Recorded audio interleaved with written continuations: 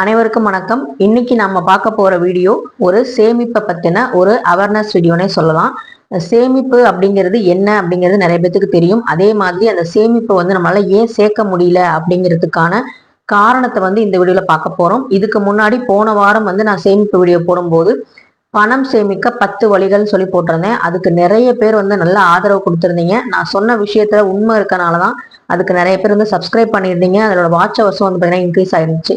So அந்த மாதிரி இந்த வீடியோவும் உங்களுக்கு ஒரு தெளிவான ஒரு விஷயத்த கொடுக்க போகுது. ஸோ வீடியோவை ஸ்கிப் பண்ணாம பாருங்க. இந்த வீடியோவை நீங்க ஸ்கிப் பண்ணாம பார்க்கறதுக்கான பொறுமை உங்களுக்கு இருந்தா கண்டிப்பா நீங்களும் சேமிக்கலாம். ஏன்னா சேமிப்புக்கு அடிப்படையான ஒரு விஷயம் பொறுமை தான்.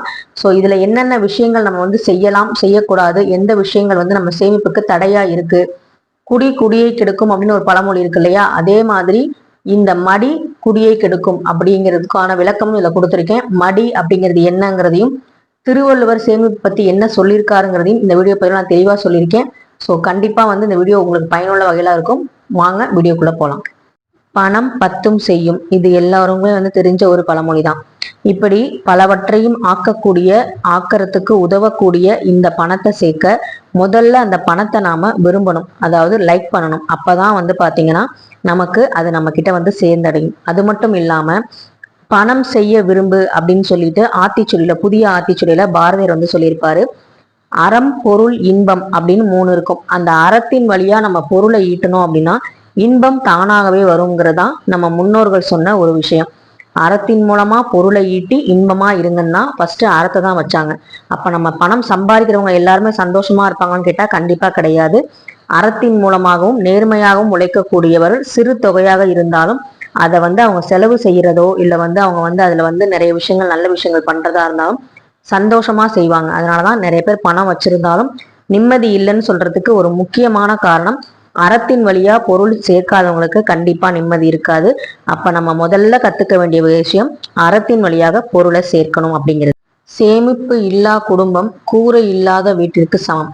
அதே மாதிரி வானமே கூரையா வச்சிருக்கிற எறும்பு கூட அதோடைய உழைக்கிற கால நேரத்துல உழைச்சி அதால இயலாத நேரத்துல, மழை காலங்கள்ல அதால வெளியே போக முடியாது, உணவு கிடைக்காது அப்படிங்கறதுனால தன்னுடைய உழைக்கிற காலமான அந்த வெயில் காலம் அந்த மாதிரி காலங்கள்ல அதற்கு தேவையானது சேமிச்சு வச்சுக்குது. ஸோ நம்ம சேமிப்பு அப்படின்னு சொன்னாலே உதாரணமா சொல்றது எறும்பு மாதிரி சேமிக்கணும் அப்படின்னு சொல்லுவாங்க. அந்த மாதிரி சேமிப்பு அப்படின்னு ஒண்ணு இல்லாத வீடு கூரை இல்லாத வீட்டிற்கு சமம். அதுல பாத்தீங்கன்னா என்ன வேணா விழலாம், பாதுகாப்பு இல்லாம இருக்கலாம் அப்படிங்கிறதுக்காக தான் இதை சொல்லப்படுது. நான் ஏற்கனவே ஒரு வீடியோல சொல்லியிருப்பேன், லக்ஷ்மி கடாட்சம் அப்படிங்கிறது வீடு நகை நட்டெல்லாம் வச்சுக்கிறது கிடையாது. அந்த வீட்டுல நம்ம இருந்து அனுபவிக்கணும், அந்த நகையை நம்ம போட்டு அனுபவிக்கணும். அதுதான் உண்மையான லக்ஷ்மி கடாட்சம். எல்லாத்தையும் வாங்கி பீரோக்குள்ள சேர்த்து வைக்கிறதுங்கிறது லக்ஷ்மி கடாட்சம் கிடையாது. அதே மாதிரி நம்ம எவ்வளவுதான் பணம் இருந்தாலும் அதை நம்ம அந்த கடவுளோட அருள் நல்லபடியா நமக்கு இல்ல, நேர்மையான வழியில அறத்தின் வழியில அந்த பொருளை நம்ம ஈட்டல அப்படின்னா நமக்கு அந்த வாழ்க்கை ரொம்ப அழகா இருக்காது. இதுதான் பாத்தீங்கன்னா பிரபஞ்சம் நமக்கு செய்யற வேலை. இதுதான் நம்ம கர்மான்னு சொல்றோம். ஸோ பணத்தை எப்படி வேணா சம்பாதிக்கலாம் அப்படிங்கிறது இல்லாம அறத்தின் வழியாக நேர் வழியில சம்பாதிக்கிறது மட்டும்தான் நமக்கு நிரந்தரமானது அப்படிங்கிற ஒரு தாத்பரியத்தை நம்ம உணர்ந்துக்கிட்டோம் அப்படின்னா நமக்கு தேவைக்கு அதிகமாக சேர்க்கணுங்கிற எண்ணம் வராது. நீடுக்கும் வாண்ட்டுக்கும் வித்தியாசம் தெரியாம தான் நிறைய பேர் பாத்தீங்கன்னா செலவை ஓவரா செய்யறாங்க. இப்ப பர்த்டே பார்ட்டிக்கு பாத்தீங்கன்னா ஒரு கேக்கு, ஒரு புது ட்ரெஸ் போதும்னு நினைக்கிறது தேவைதான், குழந்தைங்களுக்கு சந்தோஷத்தை கொடுக்க. இதையே நான் பேனர் வச்சு ஒரு 100 பேருக்கு நான் கூப்பிட்டு என்னோட பண பலத்தையும் என்னுடைய ஆள் பலத்தையும் நான் காமிக்கணும், என்னோட பந்தாவை காமிக்கணும் அப்படிங்கிறதுக்காக செய்யறது. அடுத்தவங்களுக்காக நம்ம பந்தா பண்ணி வாழ்றதுங்கிறது பாத்தீங்கன்னா ஒரு தேவையில்லாத விஷயம். அதனாலதான் நீடுக்கு பாத்தீங்கன்னா பணம் ரொம்ப ரொம்ப கம்மி, தேவைகளுக்கு அடிப்படை தேவைகளுக்கு பணம் ரொம்ப கம்மி. ஆனா வேண்டியதெல்லாம் செய்யறதுக்கு நமக்கு பணம் அதிகமா தேவை. அதனாலதான் செலவுகள் அதிகமாகுது. ஆக்கம்னு சொல்லக்கூடிய செல்வம் ஊக்கத்தை விட மேலானது. அந்த செல்வம் எப்படா நம்ம செல்வோம்னு நம்ம கிட்ட இருந்து போகலான்னு சொல்லி எதிர்பார்த்துக்கிட்டு இருக்கும். ஆனா நம்ம கிட்ட இருக்க ஒரு பெரிய மேலான குணம் ஊக்கம், முயற்சி, விடாமுயற்சி, இது தன்னம்பிக்கை, இதெல்லாம் சேர்ந்துதான் அந்த ஆக்கத்தை, அதாவது செல்வத்தை கட்டி போடுறதுக்கான ஒரு மிகப்பெரிய ஆயுதம். அததான் திருவள்ளுவர் ஆக்கம் அதர்வினாய் செல்வம் அசைவிலா ஊக்கம் உடையானுலை அப்படின்னு சொல்லியிருப்பாரு. ஊக்கம் இல்லாதவங்க கிட்ட இருக்கிற செல்வம் அவனை விட்டு போனதுதான். ஆனா ஆக்கம் உள்ளவனிடம் செல்வம் போனா கூட திரும்ப அவனுடைய விடாமுயற்சியினால திரும்ப அந்த செல்வம் அவன் கிட்ட வழி கேட்டு திரும்ப வந்து சேரும் அப்படிங்கிறதுதான் நிதர்சனமான உண்மை. அதனாலதான் வந்து திருவள்ளுவரே சொல்றாரு, ஆக்கத்தை விட செல்வத்தை விட ஊக்கம் தான் மிகச்சிறந்த ஒரு பலம் நம்மளுடைய செல்வத்தை சேர்க்கறதுக்கு அப்படின்னு சொல்லப்படுது. இது வரைக்கும் நம்ம பாசிட்டிவா பார்த்தோம். இப்ப நம்ம கிட்ட இருக்கிற ஒரு நெகட்டிவ் கேரக்டர், இந்த செல்வத்தை சேமிக்காம இருக்கிறதுக்கான ஒரு நெகட்டிவ் கேரக்டர் என்ன அப்படின்னா சோம்பேறித்தனம். இத நான் சொல்லல, திருவள்ளுவரே சொல்லியிருக்காரு. மடிமடி கொண்டொழுகும் பேதை பிறந்த குடிமடியும் தன்னினும் உண்டு. அதாவது விட்டு தொலைக்க வேண்டிய மடி என்னும் சோம்பலை விடாமல் வைத்திருக்கும் அறிவில்லாதவன் பிறந்த குடியானது அவன் அழிவதற்கு முன்பாகவே அவன் குடும்பம் உறுப்பினர்கள், கணவன், மனைவி, குழந்தைகள் யாரா இருந்தாலும் அவனுக்கு முன்னாடி அவங்க அழிஞ்சிருவாங்கன்னு சொல்றாங்க. சோம்பேறித்தனமா, அதாவது குடியை கெடுக்கும் சொல்றோம் பாத்தீங்களா, அதே மாதிரி மடியும் குடியை கெடுக்கும். சோம்பேறித்தனம் வந்து பாத்தீங்கன்னா ஒரு மனிதனை வந்து ரொம்ப ரொம்ப ஒரு அழிவு நிலைவுக்கு கொண்டு போகுங்கிறதுல எந்த சந்தேகமும் இல்லை. அப்ப சோம்பேறித்தனமா இல்லாதவங்களுக்கு எல்லாமே நடக்குமான்னு கேட்டா கண்டிப்பா நடக்கும். ஏன்னா திருப்பதி ஏழுமலையான நீங்க எடுத்துக்கிட்டீங்க அப்படின்னா மகாலட்சுமி தாயார தன்னுடைய மார்புல வச்சிருக்காரு. அவருக்கு நினைச்சா மகாலட்சுமி தாயார் அல்ல வந்து நிறைய செல்வங்களை கொடுப்பாங்க. அவர் வந்து குபேரன்ட்ட கடன் வாங்கணுங்கிற அவசியமே இல்லை. ஆனா கல்யாணத்துக்காக குபேரன்ட்ட கடன் வாங்கினாலும் அந்த கடன் அடைக்கிறதுக்காக உழைச்சுக்கிட்டே இருக்காரு, இன்னமும் உழைச்சுக்கிட்டு இருக்காரு, இன்னமும் கடன் கொடுக்குறாருங்கிற மாதிரி சொல்லப்படுது. அவர் எப்ப கடனை அடைப்பாருங்கிறது நமக்கு பிரச்சனை இல்லை. ஆனா அவர் எவ்வளவு நேரம் உழைக்கிறாருங்கிறத பாருங்க.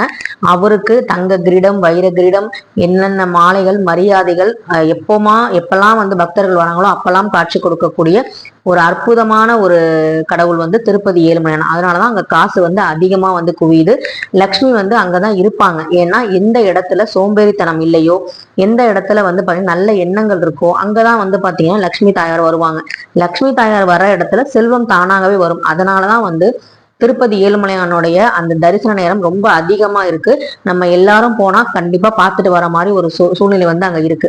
மற்ற கோவில்கள்ல இருக்கும்போது நட சாத்துறது இந்த மாதிரி விஷயங்கள் இல்லாம தொடர்ந்து வந்து பாத்தீங்கன்னா அதிகாலையில 3 மணிக்கு சுப்பிரபாதம் ஆரம்பிச்சு நின்ற நிலையில பக்தர்களுக்கு காட்சி கொடுத்து அவர்கள் போடுற காணிக்கையை வச்சு குபேரனுக்கு வந்து அவர் கடனா அடைக்கிறாரு. பாத்தீங்களா, அந்த உழைப்புக்கு கிடைச்ச அந்த மரியாதை தான் திருப்பதி ஏழுமலையானுக்கு இவ்வளவு பெருமைகள். எல்லா பெருமாள் கோவில்லையுமே வந்து பாத்தீங்கன்னா உண்டியல் இருக்கு, காணிக்கை போடுறாங்க, எல்லா வேண்டுதலும் பண்றாங்க. ஆனா திருப்பதி ஏழுமலையானுக்கு மட்டும் ஏன் இந்த மாதிரினா அவருடைய சுறுசுறுப்பு, அவருடைய நேரம் இல்லாமல் வந்து அவர் நேரம் காலம் பார்க்காம அவர் உழைக்கிற உழைப்பு. கடவுளுக்கே இப்படின்னா அப்ப மனுஷனாங்க நம்ம எந்த அளவுக்கு உழைச்சா உயர்வை தரும் அப்படிங்கிறத நம்ம தான் யோசிக்கணும். எதுவுமே பண்ணாம நான் வந்து நல்லா இருக்கேன், நான் வந்து ரொம்ப நல்லவ, என் மனசுல ரொம்ப சுத்தமான மனசு, நான் வந்து எல்லாருக்கும் நல்லதை நினைக்கிறேன் அப்படின்னு சொல்லி நினைச்சுக்கிட்டே இருந்தோம்னா நமக்கு காசு வராது. உழைச்சா மட்டும்தான் காசு வரும். அதனாலதான் திருமகள் திருமால் அப்படின்னு சொல்றோம். திருங்கிறது செல்வம், அது மாதிரி சொல்றாங்க இல்லையா. அதே மாதிரி மனுஷங்களுக்கு என்ன சொல்றாங்க, திருமதி, திரு திருகுமார், திரு முருகன் அப்படிங்கிற மாதிரி அந்த பேரை வச்சு சொல்றோம். ஆண்மகனுக்கு திரு, பெண்களுக்கு திருமதி அப்படின்னு சொல்றோம். திரு அப்படின்னா செல்வம்னு அர்த்தம். அதனாலதான் குழந்தைகளுக்கு வந்து ஆண் குழந்தைகளுக்கு செல்வன், அதே மாதிரி பெண் குழந்தைகளுக்கு செல்வின்னு சொல்றோம். ஸோ இந்த மாதிரி வந்து நிறைய விஷயங்கள் நம்ம வந்து பணத்தோடையும் செல்வத்தோடையும் புகழோடையும் வாழணும் தான் நம்ம முன்னோர்கள் இந்த மாதிரி விஷயங்கள்லாம் வகுத்து வச்சிருக்காங்க. ஸோ நான் வந்து கடவுளையே உதாரணமா சொல்லிட்டேன். கடவுள் வந்து என்ன, அவருக்கு என்ன சும்மா தானே நிக்கிறாரு, உண்டியல்ல காசு போடுறோம், நம்ம தான் முட்டாள்னு நினைக்கிறோம். அவரு எந்த அளவுக்கு நின்று தரிசனம் கொடுக்குறாரோ அந்த அளவுக்கு தான் உண்டியல்ல காசு விழும். கோவில் நடையே திறக்காம, கோவில்ல சாமி தரிசனம் காட்டாம எந்த உண்டியலும் நிரம்பாது, எந்த பிரச்சனையும் தீராது நமக்கும். அதனால வந்து பாத்தீங்கன்னா கடவுளே வந்து உழைச்சாதான் காசுங்கிறதான் தெளிவா வந்து சொல்லியிருக்காங்க.